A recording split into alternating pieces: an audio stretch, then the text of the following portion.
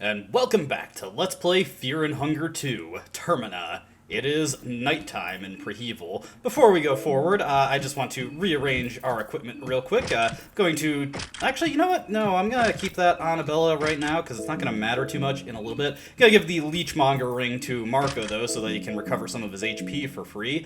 Once nighttime rolls around in Prehevel, we actually have to be relatively efficient in our movement, because when it is nighttime, there is no protection from passive mind drain from the darkness. The darkness of night will cause your mind to constantly drain, so we really don't want to dally, and if I have to stop and explain anything, I'm probably going to pause the game. Hey, it's Marina!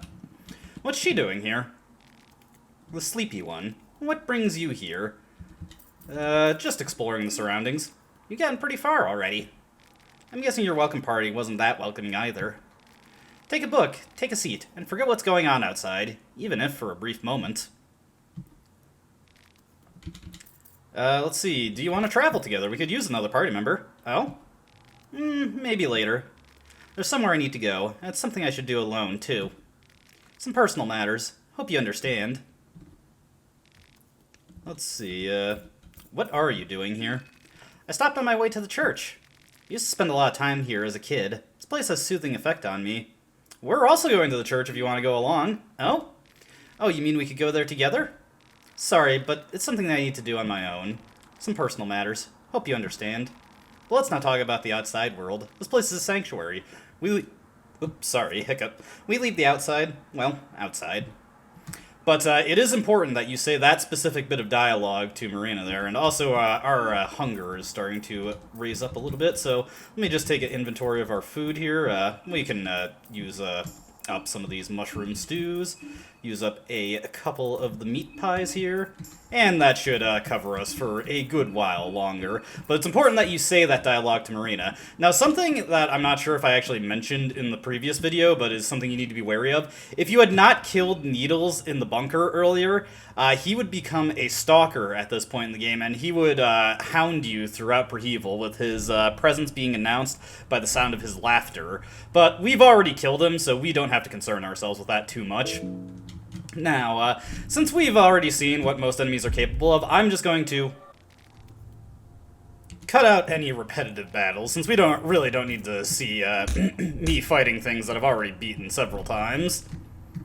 Jeez, suddenly my frame rate is starting to tank on the game. Not sure what's causing the problem. Seems like Night has a couple problems that make it not so agreeable with OBS, but that's just kind of what you gotta deal with this game. It's not super well optimized. Now we want to head back down the stairway real quick, because there is somebody really annoying. We want to quickly run up, and on this truck right here, just interact with it.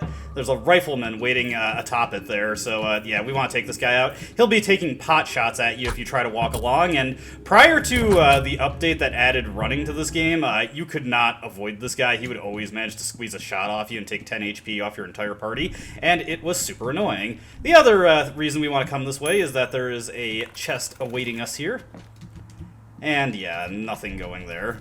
Wow, I am getting super lucky with pet pills in this playthrough. You usually do not get that many. Let me see here. Marco's at full HP, so once again, we'll pass the Leechmonger ring off to Levi. We are getting to the point where we might not have to do inventory micromanagement like this, but for the time being, good idea to just move things around and give characters that little bit of passive healing so that they can stay ahead of things.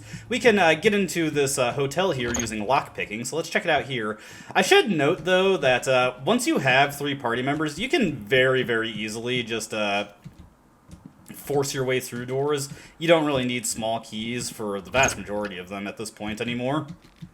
There's not too much in this hotel. You can pretty much ignore this completely if you so desire, but it has a few searchables here. Nothing else for us here, so let's get on our way. If you want to go up the stairs, well, staircase has collapsed. One thing to note here is the clock, though. 14:35. I'll have to keep that in mind. It seems significant. There are a few clocks you can check in the town, and they will all be stopped at 1435 hours. Again, I'm sure that means something. Looks like there's a Bobby roaming around somewhere. Whenever you go into tension like that, it means there's an enemy nearby, and it's probably homed in on your position.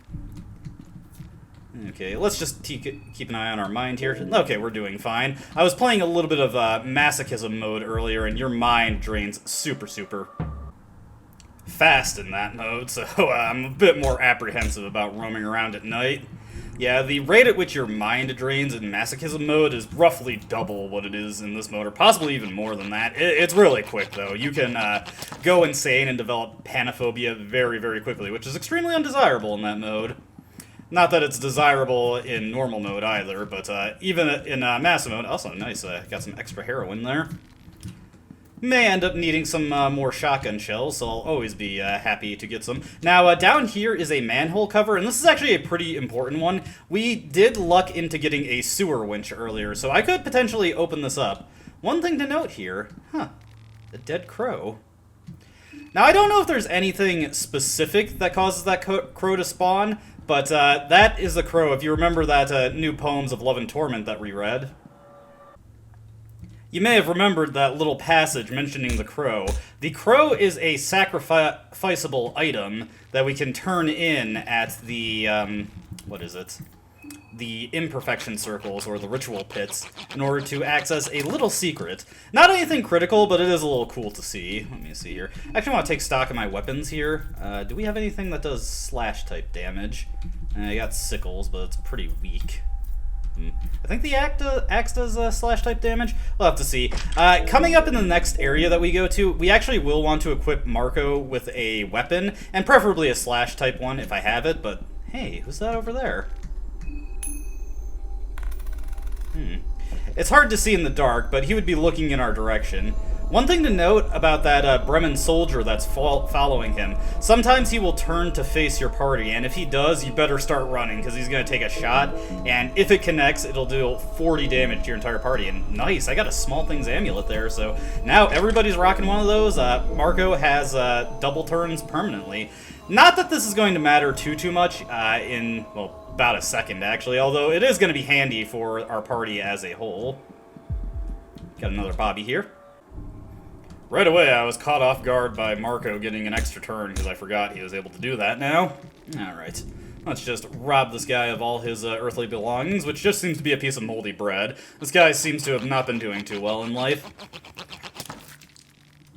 One thing to note going into the city is that we actually have a pretty bad set of phobias here. Both Marco and Levi have teratophobia, which is the fear of monsters and malformations. And unfortunately, once you reach the city, the vast majority of the enemies we're going to encounter in this game going forward trigger teratophobia. So both Marco and Levi take pretty sizable damage from enemies that trip that phobia, and it's not great. What the heck? What on earth is that? Well, maybe we'll get an explanation of that later, but for right now, it seems like it did us a favor, I guess. Now, let's get into this church here. Boy, wait up! Just reminds me of Wind Waker. I changed my mind! Let's check out the church together. And with that, Marina joins us. Oh, and she's got zoophobia. That's nice. Zoophobia is a very uncommonly triggered phobia, so that's always nice to see. Marina comes in with two skills here. Pyromancy Trick, which is a fire-type skill that does not have a base power. It is based entirely off of your magic attack. I believe the base determinant factor for its magic is, or its attack power is your magic times 4. But it does have a very high chance of burning the enemy, which is pretty good. It's a reliable form of DOT. The drawback of Pyromancy Trick is that it also has reduced accuracy compared to other magic skills, so it has a tendency to miss every now and again. The other skill she comes in with is Engrave. You can use this to engrave sigils into the faces of your party member, giving miscellaneous stat bonuses to each of them. And we want to take this opportunity to engrave everybody right now. We want to engrave the symbol of the god of fear and hunger. This engravement gives you +5 agility. On Marco, that means he'll naturally go with double turns, regardless of whether he has a Small Things amulet or not. On everybody else, they can now get double turns should we combine with that, so that's amazing. It's an excellent thing to have. Let's see here. get Levi carved up. Now, I'm going to be honest here, most sigils actually do not have particularly pronounced effects. Going through them all, the symbol of Grogaroth increases your attack by 4 points, which is too marginal to really be worth it, although it's not terrible on Marco since he double attacks, and so the bonus counts for twice. Alll-mer is probably the next best one. He gives you +3 defense, which because it's non-gear defense, that actually reduces incoming damage by 3%, and he increases all your physical damage resistances by 15%, so that's pretty good. Venushka gives you +4 magic, which once again isn't that great for the same reason Grogaroth is. Sylvian gives you +30 otherworldly resistance +3 magic defense, which would be nice if there was a lot more magic enemies in the game, but there just aren't that many. And Rare gives you +25 to your mind cap, which is okay, but I really don't care about it that much. Before we forget, we also want to get Marina equipped up with some better stuff. Do not have too much to go around, but let me see. I think the combat jacket will be a decent upgrade over what she has. Any accessories here? No, but we can take the small things amulet off of Marco now. Man, this is the worst I've gotten for equipment in quite some time. And going into this church here, we want to equip Marco with an axe. So hopefully this will do us well. It'll become apparent later why we want that. Now, in earlier versions of the game, if you were to come here at any time on the first day, a cutscene would play. However, recent patches has corrected this to be what it's supposed to be. It'll only play if you get here on the morning, which we will see in a future video. But for right now, the thing that you could potentially see here, it simply cannot happen anymore. Shame. Alright, we're doing pretty good on mind here. Yeah, I'm so used to the, like, rapid drain mine undergoes in Masso mode. Now, I quickly blew past that little, nice glass vial toolbox there, just because I want to check this out real quick.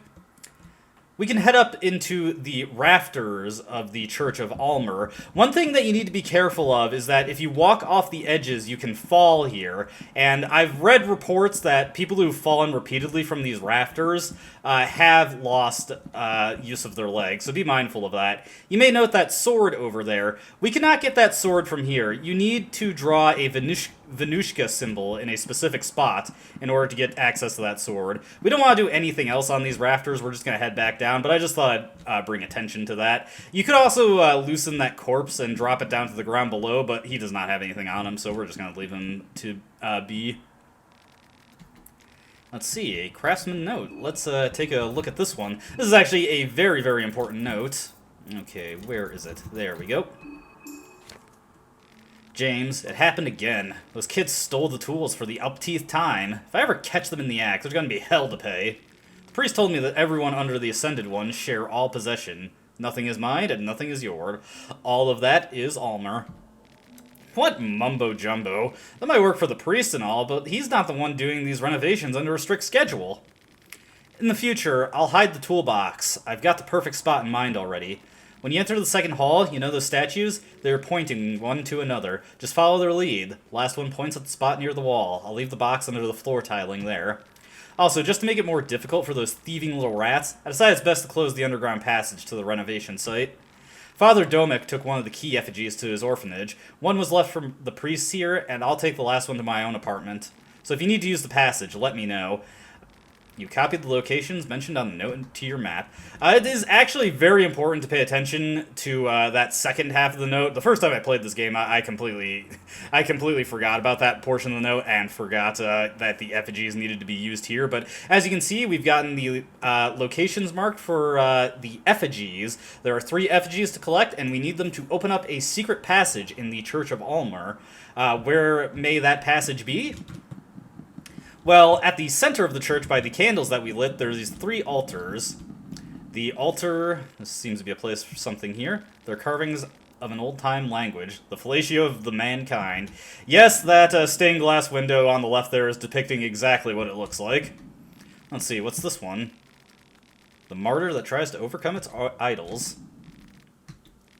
And the hunger and vengeance. We'll have to keep an eye out, see if we can't find those effigies. Just to start, Actually, no, we need to go to the right first, but hey, more pep pills. Man, I am, like, I do not usually get that many pep pills. This has been incredible for the quantity of those. Not that it really matters now, because we all have natural double turns, but still, it could come in handy if I decide to craft brown vials. Now, if you follow the directions from the craftsman's note, you will find the floor tiles are loose here.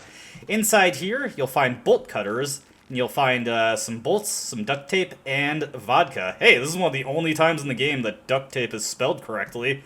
Good on you, Orange. Good on you. You got it correct at least once. Now, bolt cutters has multiple uses. We've already passed 2 of the potential uses of the bolt cutters. We could use them to access the woodsman's basement without the key to that basement, or we could use them to cut the padlock on the gate leading to the city. You can potentially get bolt cutters from searching utility shelves with, all the places that you get scrap metal, bolts, and duct tape and stuff. But there is only one guaranteed spawn for bolt cutters, and it's past the earliest times you could use them. Why would we want them now? Well, there's one last use for bolt cutters. Hey, that's weird. One of the candles is already lit here. Looks like there's a confessional. I wonder... Hey, more matches.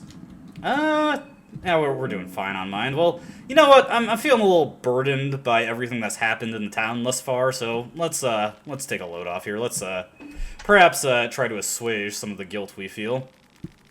An overwhelming aura fills the air as you sit down to the confessional. The claustrophobic little box creates an atmosphere of condemnation and spite. Forgive me, Father, for I have sinned. Is that so? So tell me, what are the most vile and despicable acts you have performed? So that Alll-mer may absolve you of your sins, of course. I mean, we have killed, but you know what? Let's go for the juicy one. I lusted for someone that I shouldn't have. Jumping straight to the juicy bits, I see. He knows exactly what we want to talk about. Good. Tell me, is he or she one of your fellow people from the train? Yeah, how'd you know? Interesting. Does she have red hair? She's right outside, but yeah, how'd you know? I see. Do you think this person has mutual feelings? No. That can be gut-wrenching. I'm sure every one of us can relate to that feeling. Actually, no. Now that I think about it, I've never been rejected. Well, I have a vivid imagination, so I can imagine what you're going through. You're not very good at this, Father. So let us cut to the chase. Why is this lust condemned? Or why do you feel that it's not appropriate? Well, you see, there was the chef that was commenting on her rear end. I think they might have a thing going on. Oh, that does complicate things. It sounds like a difficult scenario. I know this is not a pleasing topic for you to discuss, but I have one more question. Have you acted upon this lust in any way? Well, sometimes my hands get a little carried away and... Well, I say! Hopefully it was a good one, at least. To absolve your sins, do a ritual sacrifice or two, and you should be good. Try to get good sleep, eat your vitamins, and love your neighbor. That is all.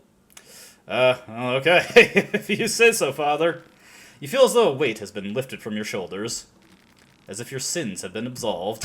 Well, at least we feel a little better about ourselves. With your confessions, your affinity with the Alll-mer is growing. Ah, Osa, you rascal. It was a joke. I made a joke. My apologies. I am not a priest of Alll-mer in reality. This was just too good of an opportunity to pass. I could get to know the true you. Okay, yeah, that was pretty good. Well then, I got the information I needed. I think I must continue my journey for now. Time is not exactly a resource we have in excess. Where are you going? This land holds many secrets. What you see and hear on the surface is not the whole truth. Again, I apologize if my trick was too rude. Goodbye for now. Well, he has a rather interesting sense of humor, but I guess he means well enough. But yes, that is a optional encounter you can have with Osa, and it raises your affinity with Alll-mer 1 level. This is the only way I know of in the game, actually, to increase your affinity that does not involve writing or drawing a sigil onto a circle. Now, if we were to head down this way, we would find that the basement of the church is gated off. Now, how can we possibly get in there? Well, there's something for us to check out, so let's go back to that stairwell that we passed by earlier, and head up here. Let me see, yeah, I already grabbed the items here. I forgot if I actually came up here or not. You know what, let's get some party talk going now that we got a full party. Welcome to the Church of Alll-mer. What a miserable place it really is. Why did we come here again? Hey, this is your idea. It's a beautiful chapel. It's a bit eerie though, isn't it? Looks like Levi does not have much to say about Alll-mer. He doesn't really strike me as the particularly religious type. Alright, let's open up this chest here. Hey, finally getting something. An Epi mask. Well, let me see. We'll give that to Marina. Levi should be fine with the ballistic shield, so he shouldn't need a helmet. Now, coming up to here is something to be wary of. There's a couple enemies walking around up here. These are pillarmen. Now, you can just avoid these guys, but we're gonna take them out. One thing to note about these guys, it's actually pretty unique about them. It's really difficult to see, but they actually have a partially animated sprite. Look very, very closely at their pectorals, and you'll notice one of them is pulsating. If you attack this pulsating section... And I forget what these guys are weak to. I think they're weak to pierce-type damage. We'll find out here. Oh, no, they're just not weak to anything. Okay, never mind. But, should you attack the pulsating part and destroy it, well, that seems to have popped along on the Pillar Man. Now, one thing to note about Pillar Men is that if you attempt to saw their heads off, they have a 100% chance of breaking your bone saws. I haven't been keeping active inventory of how many bone saws I got, so I'm not going to do that, but it is something to keep in mind. These guys are not the reason I elected to equip Marco with a slashing weapon. The guys that I'm actually concerned about come a little bit later. Now, once again, be mindful here because you can walk off the edges, and even if your legs don't break, you do take some damage falling from this height, so I would recommend not running while up here unless you've got really, really precise movement. First order of business is we want to head down here. You may notice that giant chandelier, but the first thing we want to do is untie the rope of this, well, corpse bride, and send her plummeting down to the ground. A very particular reason we want to do that. Now, over here... there's a chain connecting the chandelier. I think our bolt cutter could, yeah, there we go. So that will break open a floor, or a hole in the floor leading to the basement, allowing us to get down there now. You do not need to do this to get into the basement. There are two alternative methods for getting into the basement, but this is the one that you can do the earliest, and it's the intended way to do it for a first playthrough, so that's how we're going to be checking it out. If you are able to get into the basement without dropping the chandelier, there is a certain secret item you can get. Not going to come up in this playthrough, though. How's our mind doing? Oh, we're actually doing just fine. Now, before we drop down, let's take a look at this corpse here. And we get a Betel Stone. This is a passive regen item. It passively restores 10 mind every turn. Very, very nice. Very, very good accessory for a caster character. With that taken care of, let's jump down here. Alright. Gotta check out these urns. Ooh, that's a unique weapon. The bayonet is a two-handed gun-type weapon, but it can be used in battle as a melee weapon. Let me see here. Is that any better than what Levi has equipped now? It is roughly on par with the axe in terms of attack power. Maybe an officer's sword, so I'm not gonna equip it. But it is something... What the heck is this? Oh, it's dead now. Okay, just loot some items here. Looks like there is... Oh, okay. This is immaculate. Arm guards, very, very nice. These give you some extra defense, but they prevent you from losing your arms. Nice. Excellent stuff. That is a... Actually, you know what? Not sure if I should keep that on Marco. We're gonna put it on Marco for now. Can I, Yes, I could lockpick this. Let's get this guy taken care of. Buddy, have you picked the wrong people to pick a fight with? But yes, arm guards are a source of limb protection. Now Marco does not need to perfect guard in order to protect his limbs. He can just tank a hit with the arm guards and he'll be fine. Gotta be mindful of my hunger here. We don't have that much food at our disposal. In fact, let me take a look at what we can craft here. Can I craft some mushroom stews? We can craft just one. There's not too much food we can make at this point. Ooh, I can make a whole bunch of vegetable pies. There we go. I'll wait a little bit before we eat. Does this paper have anything on it? I hear them at night. They slither in the dark corridors. We're all just sacrificial lambs to them, waiting for slaughter. Weird. I feel like we should be able to do something with that wall there. Okay. How you doing, buddy? Looks like he's taking over the bed. Anything on these papers? Who's laughing now? Who's laughing now, I ask? I found the safest place in this rotten town. Who's the stupid one now?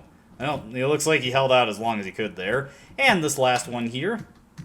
You do not need lockpicking or small keys to get through these doors if you want to go through them. Maybe I should have thrown tails. I've been throwing a lot of heads recently. Not thinking too hard about it. I've kind of just resigned myself to not getting much more equipment here. Alright, so, some writing on the walls here. Writing of blood here. They came from pools of blood.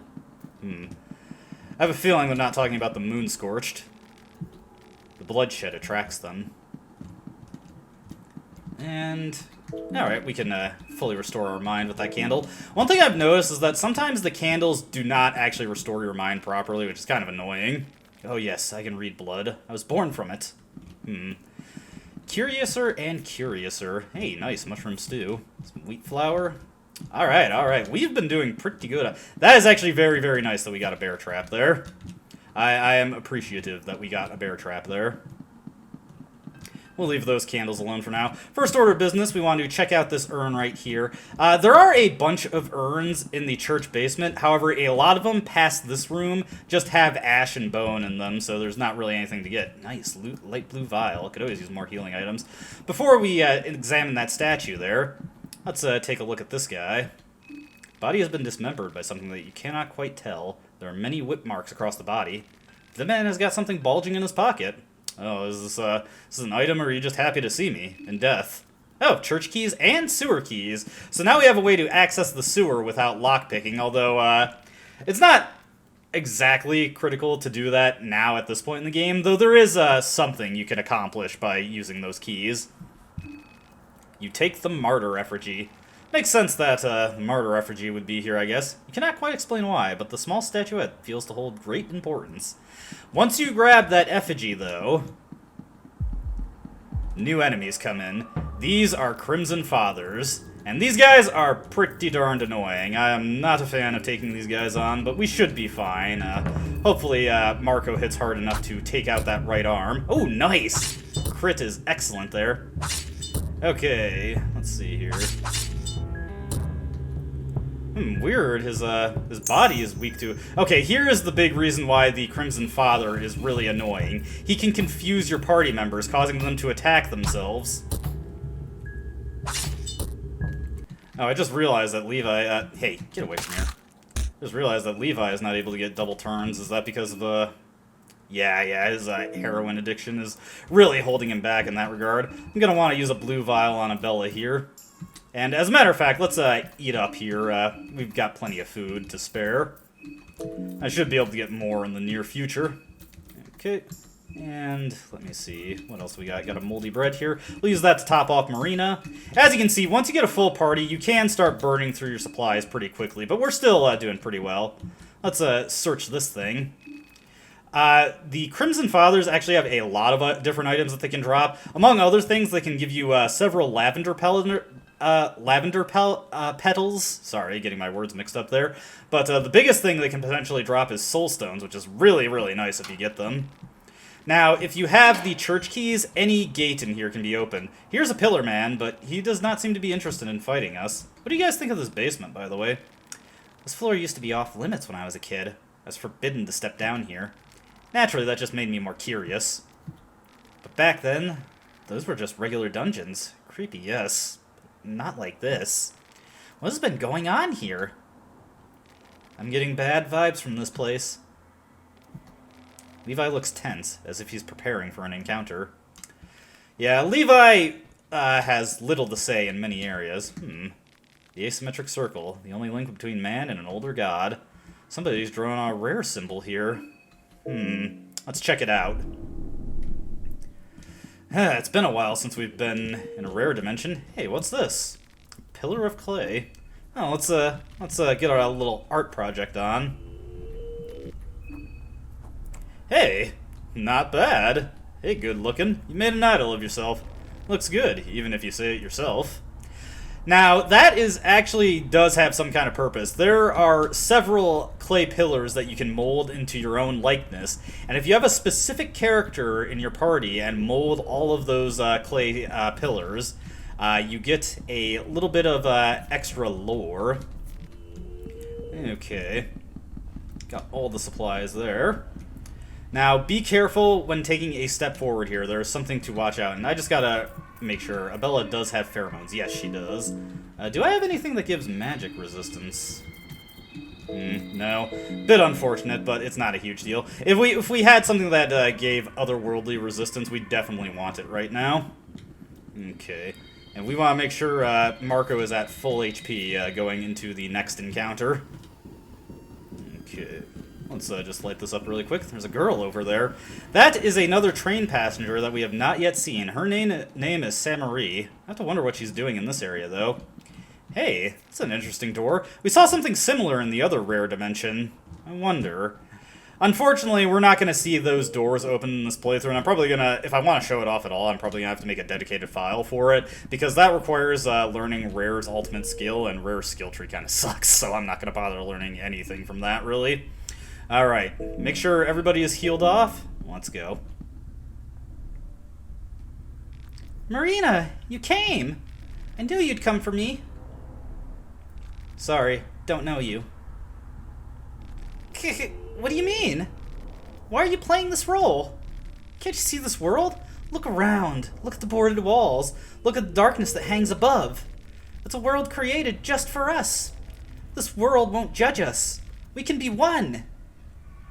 Still don't know you. I have no idea what you're talking about. Marina, it's me. It's not a coincidence that we both ended up in Prehevel. You had to see me walk away before you could understand what you'd miss. I came to Prehevel because of my parents. I got a letter from my father. I don't know what's your deal, but I've never seen you in my life. Sorry. Why are you this difficult all of a sudden? It's me, Samarie. We met each other countless times at the Vatican City, on the long hallways of the Ministry of Darkness.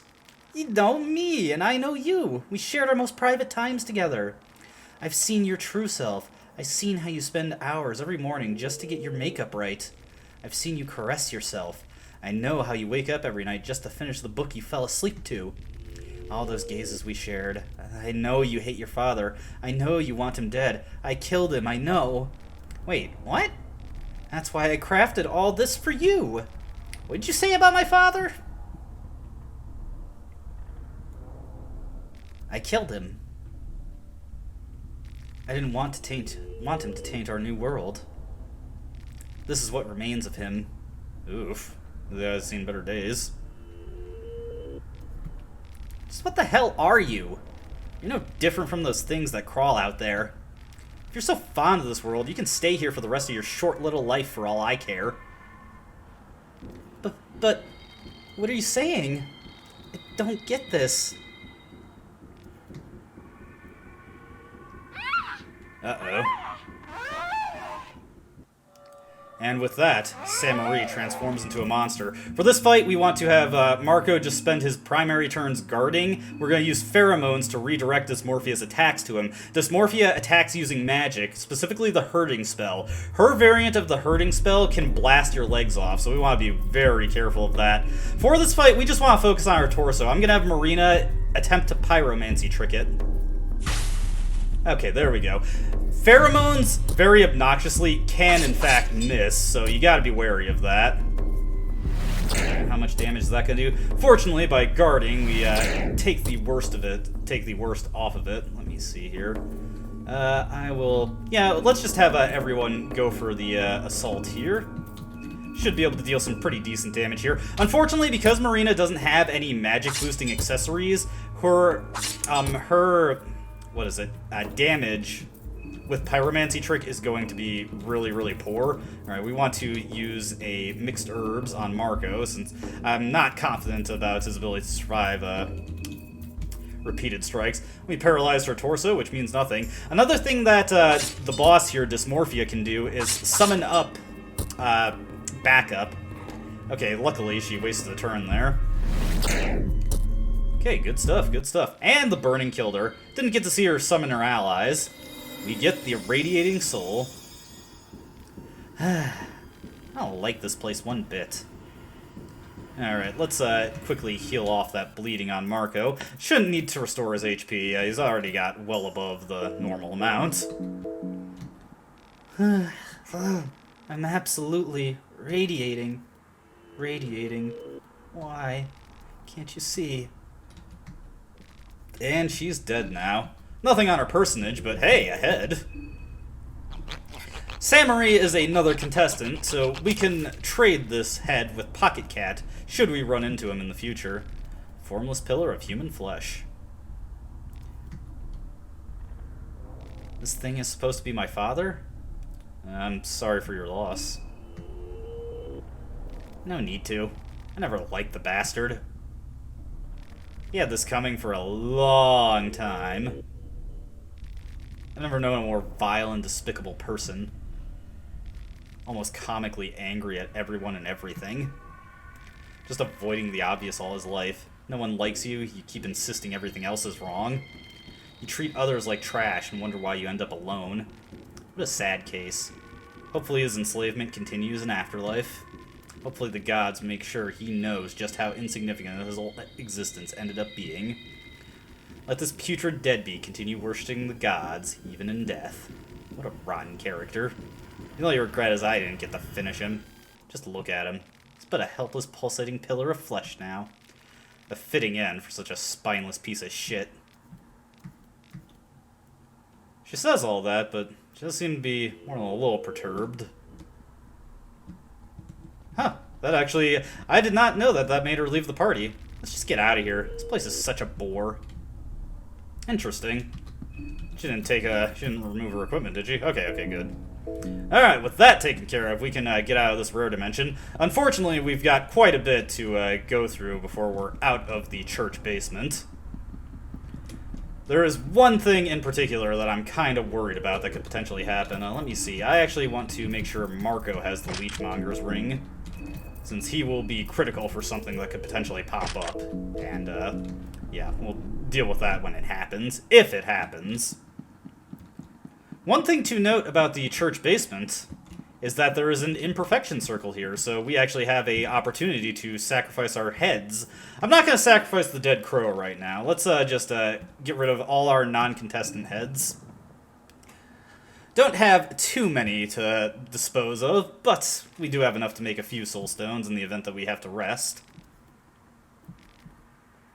Hopefully we do get some soul stones from the Crimson Fathers. Would like to get a bit of extra skill learnage there. What was I gonna do? Right, I was gonna craft the stones. Losing track of all sorts of things today. Alright, let's continue onward. There are, I believe, 3 more Crimson Fathers to deal with in this area. Okay. Hey, a coffin.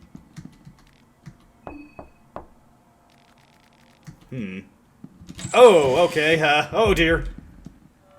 Nah, I deliberately let this guy catch me. This is a death mask, one of the most hated enemies in the game. Those machetes he has, they hit twice and have a 100% chance of delimbing your character. In a single turn, he can he can fully disarm your character because he is able to attack twice with the 2 machetes, which, again, they each hit twice, is really nasty, and you're definitely going to suffer some bleed. So we want to redirect him onto Marco, and to start off, we want to have Marina and Levi attempt to blind him. That mask does not protect him from blindness. Alright, hopefully Pheromones does not miss. If it does, and somebody ends up losing their arms, that's not the end of the world. Fortunately, it did connect. Alright, so check out the damage that Slasher does here. Fortunately, because of Perfect Guard and the arm guards and just all the defense that Marco has, did not deal that much damage. Now, we did successfully blind Marco, or the Death Mask, But I mentioned this previously, that there's a bit of a bug with accuracy modifiers that take place during the turn. It looks like whether or not an attack connects seems to be determined at the start of the turn, and changing the enemy's accuracy does not affect that. There are certain things that completely disable evasion, and those do actually work within the turn, but these stuff like blindness, it usually doesn't come into play until after you've inflicted it. With that inflicted, though, we can deal with this guy much more easily. I'm still going to have Marco focus on guarding during his main turns. Nice, he's weak to blunt damage. Hopefully that burns him there. But he should be missing a lot more frequently, and yes, it did. Alright, now we can just wail on him. Kind of unfortunate that Marco doesn't have access to his quick punches, but it's what we gotta deal with. It's very important that we're able to avoid what the Crimson Fathers are capable of. But Death Masks are an extremely hated enemy in this game. Another thing they can do is Death Gurgle to lower your entire party's mind. Pretty nasty, but nothing too terrible. If you do not have the means to fight these guys, there are alternatives. First off, if you are concerned that they might pop out of a coffin, you can drop a bear trap in front of it, and that will trap them in place, and it will hold them for the rest of the game so long as you don't attack them. Interestingly, it does not actually cripple their legs should you choose to engage in a fight with them at that point, but it is an excellent way to deal with them if you have it at your disposal. The other best way to deal with them is to use the trench gun. The Death Masks are not immune to the trench gun. You can double tap them with it to kill them, which is very, very helpful. Death Masks, when you do kill them, give a very good reward, though. Hey, don't crack my bone saw. First off, you get a chainmail dress, which, since we've been doing horrible on equipment, I appreciate every piece of free armor we can get. And we also get, well, their self-named Death Mask. Let me see here. Who's got less than stellar armor? Looks like Marina, so we'll equip her with the chainmail dress. And we will give her the Death Mask. The Death Mask gives you plus 20 magic attack power, plus a decent amount of, well, actually, it doesn't look like it gives any physical resistance, so that defense stat is just a lie. I don't know if it gives any otherworldly resistance, but it increases your magic power, and that's the important thing. So Pyromancy Trick should hit a bit harder now. Let me see. Let me get the Bethel Stone off of Marco and get that onto Marina. She's been using quite a few spells, so... But yeah, if you can manage to kill Death Masks, it's definitely worth your while, because those pieces of armor you get are very, very good. Death Mask in particular is very important for making a strong caster. Just doubling back so I can light one of these candles. I haven't been keeping track of how many matches we got. Alright. Now, let's actually continue on our way. Where are the Crimson Fathers? Can I search this one? Okay. Soul Devour Necklace increases your otherworldly resistance, which is pretty nice, actually. It can be handy in a couple of fights. Let's take out this Crimson Father. Once again, we want to focus on that arm there. We'll just work the body with the rest of my characters. Let's see if Pyromancy Trick hits a bit harder now.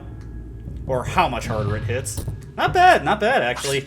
There's one more item that is important for getting the most damage out of that. Unfortunately, Marco got a bit of a low roll there, so he was not able to finish off the Crimson Father's arm. Gave us a bit of an infection there.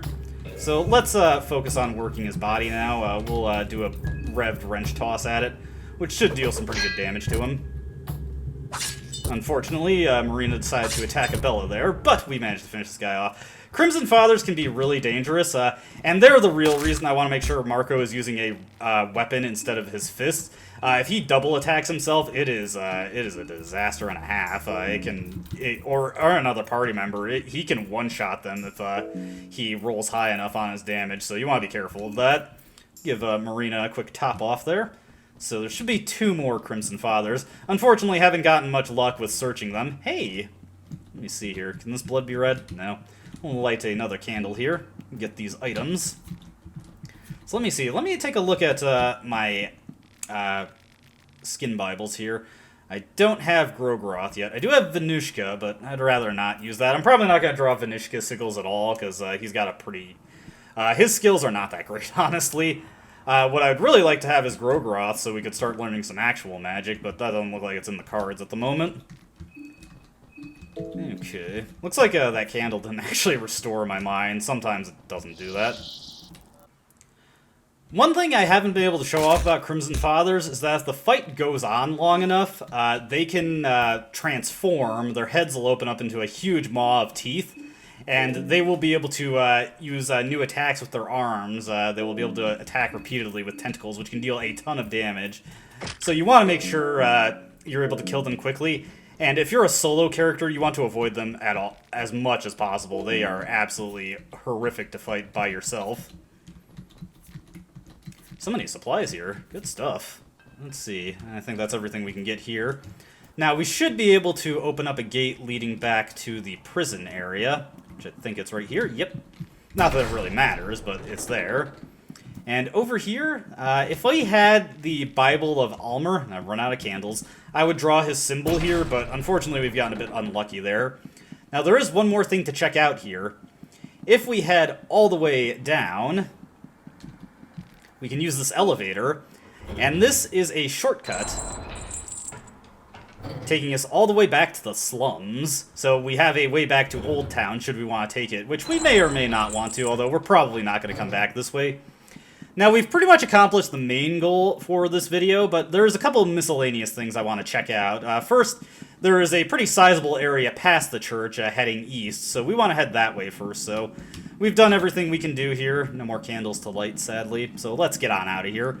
But we've got the first effigy of 3. With all 3, we can get through that secret passage and see where that takes us. Looking at the area behind the church, it takes us in the Mausoleum Alley, which connects to the museum, which is also an area of interest. We got it from that board in the speakeasy. Okay. So heading this way, and it's optional to head this way, but there is a potentially good reward you can get if you go this way. And another interesting item to grab, so we'll make sure to head this way. One thing I want to note is we're getting to the point where I will be able to pick up more party members, and you can only have 4 characters. Huh. You guys hear a gunshot? You can only have up to 4 party members in your active party, so once you exceed that, you have to start rotating people out, and you gotta make sure when recruiting new characters you have a free slot in your party, or else it can potentially keep you from recruiting them later. So always make sure you talk to recruitable people with an open slot in your party. But once we do get people that we can rotate in, Levi is probably going to go on benchwarming duty because his heroin addiction just makes him a liability. Okay. Now, I'm actually going to equip the rifle real quick. We're also past the point where I need to worry about Marco having a weapon equipped so we can go back to his fists. Man, I got tons of rifle shells. Good stuff. Heading down this way, it's a Bremen soldier. Let's just quickly blast him twice. The reason I want to do that is because this guy has a bunch of moves that are really, really nasty, and he's kind of difficult to kill without magic, which we don't really have any good magic. His left arm holds a rifle with a bayonet, which has a chance of de-limbing your character, either their arms or their legs. In his right arm, he has a ballistic shield, and if he holds that up, his entire body gets a massive physical defense boost, which makes it super, super difficult to kill him. So we're just going to take the easy way of taking him out. We're just going to blast him with a rifle on the field, and then just beat him to death. But yeah, if he has the ballistic shield, his defense just, like, his resistances go up to, like, he reduces everything you hit him with, like, to 20% damage. He only takes, like, 60 on every limb. Not fun to fight at all, and I don't feel like dealing with that. You can de-limb him. He has a chance to drop Bremen chestplate and Bremen elite helmet, which is a bunch of good equipment, and I would love to have that, but we were not so lucky. Okay, so let's saw off all these heads. Took the time to kill a bunch of Moonscorched. Apparently he is as, sadistic, I guess, as we are. I was gonna say merciful, but your mileage may vary on whether or not I was doing a mercy there. Also, yeesh. Must have been rounding the people up to kill them. You guys got any comments on this? I used to visit this little shore all the time. There's something soothing about the dark horizon that opens up here.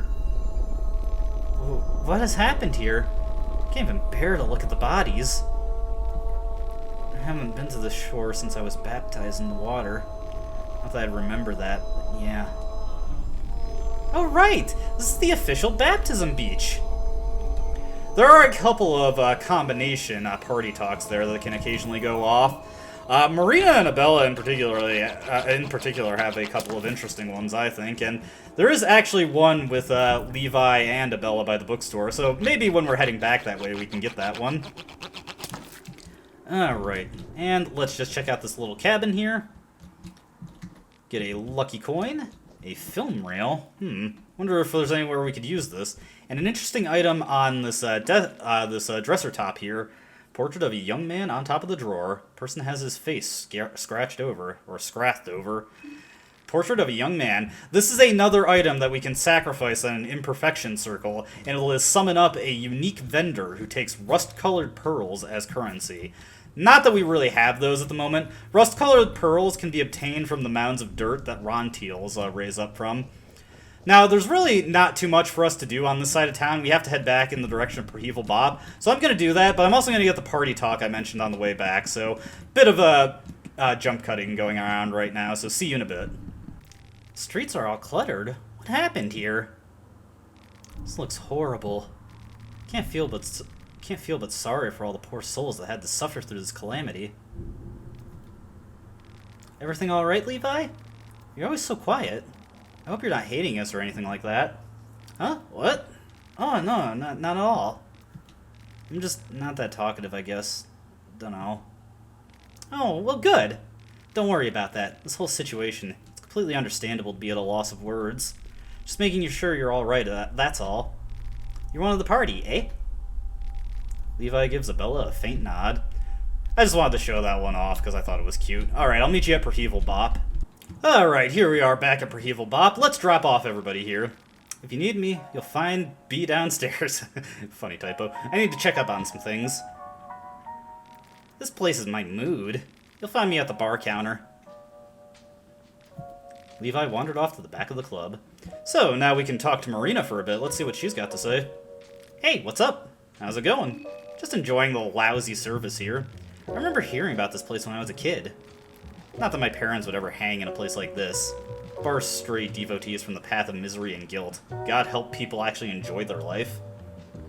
My parents work at the church, in other words. They're big on worshipping Alll-mer, or at least they were. Are you as religious? In my own way, I am. Comes pretty naturally with my line of studies. You can't really be a non-believer when you're studying occultism. Fair point, fair point. Alright, so we're actually going to leave our party at Perheval Bop for the time being and do some independent exploring.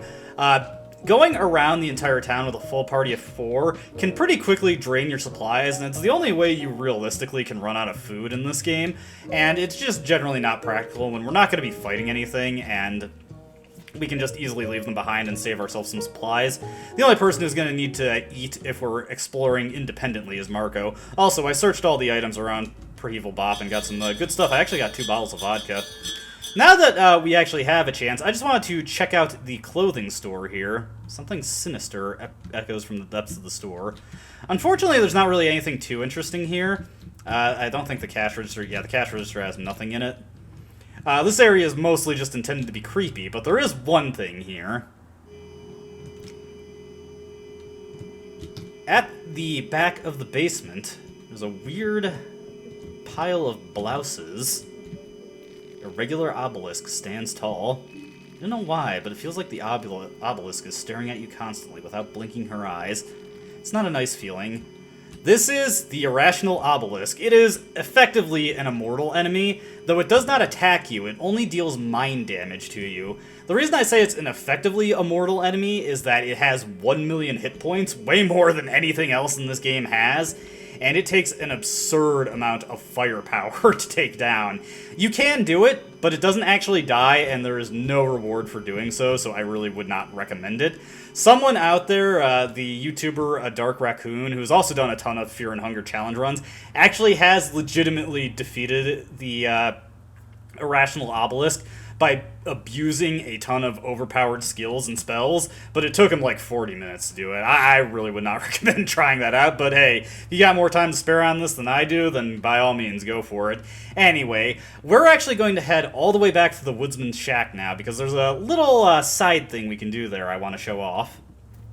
Alright, here we are now in the Woodsman's basement. You may remember that there was an asymmetrical circle in the basement, and it's already primed with a specific symbol.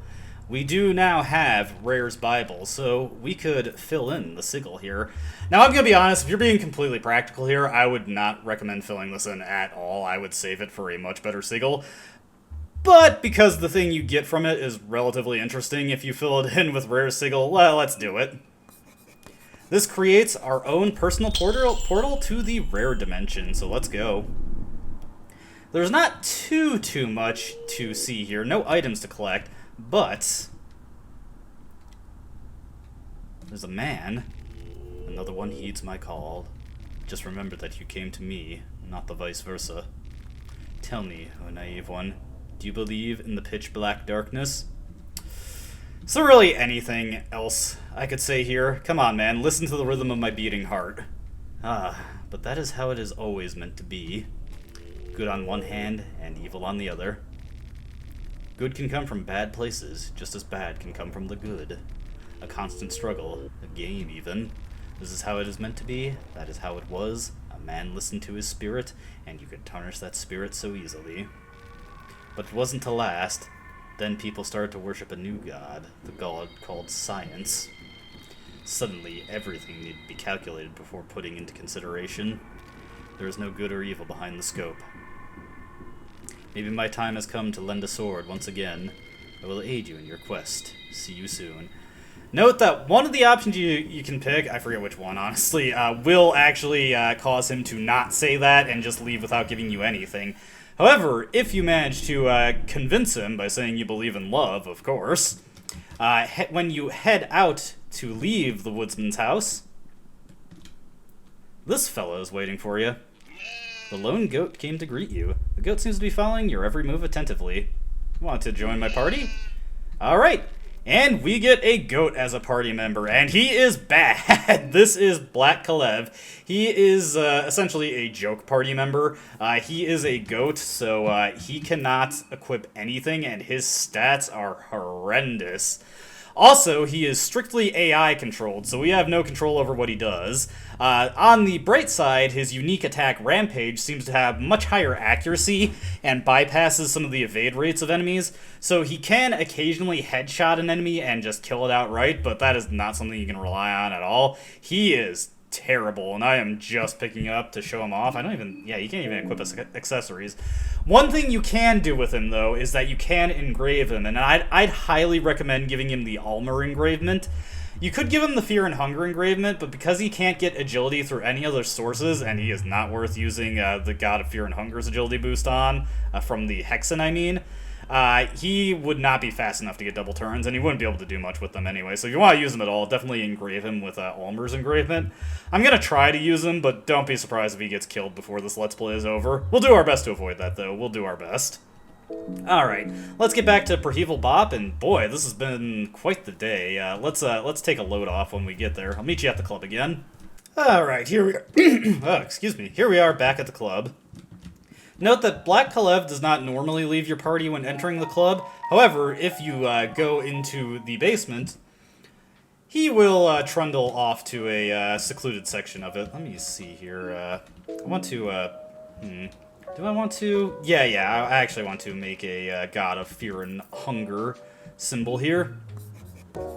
However, this is, I do not actually want to use this right now. I do want to sleep, because once we get to the second day, we open up a whole ton of new party members to recruit. But yes, Black Kalev will just wander off to the side here and graze on the paper, I guess.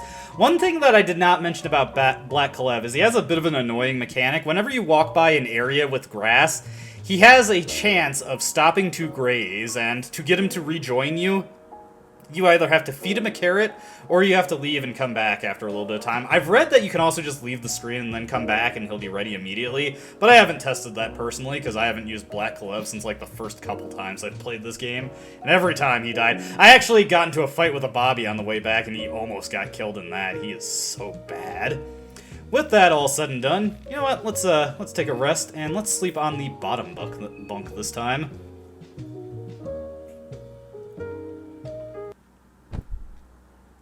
So, what's the death toll? Yeah, nothing we didn't know there. Sad, but it is what it is. Now, unfortunately, there are not really any new skills that we can learn at this particular moment, so nothing to use the soul stones I've got on. Oh, well, you know what? We've got spare ones now. Let me learn steel right now. There we go. We can probably get some good stuff with that later down the line if I can remember to show it off a little. Let's see here. And I just noticed that this node over here. I don't know if there's any way to unlock that, actually. Curious. Might be something that's coming in a future update. Alright, let's save our game here, and we will call it a video at this point. But that is not the only thing that's happening. Day 2. Under the Sulphur Sun. It's actually somewhat convenient that the second day is titled this, considering what we're going to be doing next. But that'll be in the next video. We're going to call it a video here, but before we go, some select literature. So, let's go through our books here and see what I haven't read so far. Yeah, I read that. Read the Book of Fears. Can't read the coded letter. Let's see. So let's start reading some of our skin bio. Actually, you know what? Let's just read the combat manual. We already know all this, but I think this book is kind of funny, honestly. This manual depicts the basics of survival in close combat situations, as well as on the field. The following teachings can be applied on both the battlefield and your everyday life. Lesson 1, Strategic Dismemberment. Remember, you can use this in your everyday life. Sever different limbs of the enemy to best subdue their attacks. If the enemy is carrying a weapon, it might be best to deal with that particular limb first. Going straight for the head might seem tempting, but attacking such a guarded body part in the heat of battle might prove out to be difficult. Taking out the legs will often rock the balance of the enemy and make them vulnerable for headshots. Lesson 2, Rev Up. As the fight goes on, you will get more revved up naturally, as indicated but with your triangle rev points increasing every turn. Use 1 or 2 rev points to boost your strength, or 3 to add an additional attack to your string. There are also different skills that require rev points. These are mentioned in the skill descriptions. Lesson 3, Devastating Attacks. Sometimes the enemy might be preparing for a devastating attack. These attacks cause massive damage or other status ailments that prove to be insufferable. Most of the time, these attacks are telegraphed somehow on the previous turn, and you can see them coming. You can either dodge devastating attacks by guarding, or you can risk it and face the Coin of Judgment. The Coin of Judgment is your last chance in dodging the incoming attack. You can affect your chances by throwing a lucky coin into the mix by holding Shift key while you choose either heads or tails. Ultimately, your fate will be chosen by the higher powers. Lesson 4, Shooting. You can use various different firearms on the field before even initiating a combat encounter to weaken or kill the enemy before they get into striking distance. Just have the firearm equipped, some ammo to spare, and press Shift. The effects of your attack vary from enemy to enemy. Weaker foes might even get killed from a single hit. Lesson 5, Running. Hold Shift to run. Running slowly depletes your stamina. If you run out of stamina entirely, you'll need a short recovery time to catch your breath before being able to run again. If an enemy spots you, you will go into tension mode, where stamina depletes at an alarming rate. This tense moment will luckily pass by fairly fast. If you have firearms equipped, you can't run. No running and gunning. If you have injured your legs, no running either. There's a lot more to survival, but hopefully these lessons will aid you to get started. Good luck. Alright, well that was some relatively useful information if you're just starting out. Let's see. Next we'll read Rare's Skin Bible. Interesting picture. Very much like the sun, the moon is of the primordial entities, and thus it has lore and beliefs written since the dawn of time. This makes it difficult to separate facts from fiction, and mad ramblings from hidden truths. Consistent details among the myriad of stories seem to hint of a god called Rare, also known as the Trickster God and the Moon God. In most ancient of writings, Rare is depicted as the god of the insane and those who've succumbed to the madness. His blessing to men is his moonlight, which is said to uncover the truth under the human filth, a truth that is often too much for a human mind to handle. It can be debated whether his version of the truth is more accurate than that of the human filth. Unlike many of the older gods, Rare's part in the greater scheme of things remains a mystery. Just looking at the night sky, you can see his presence in an eternal slumber.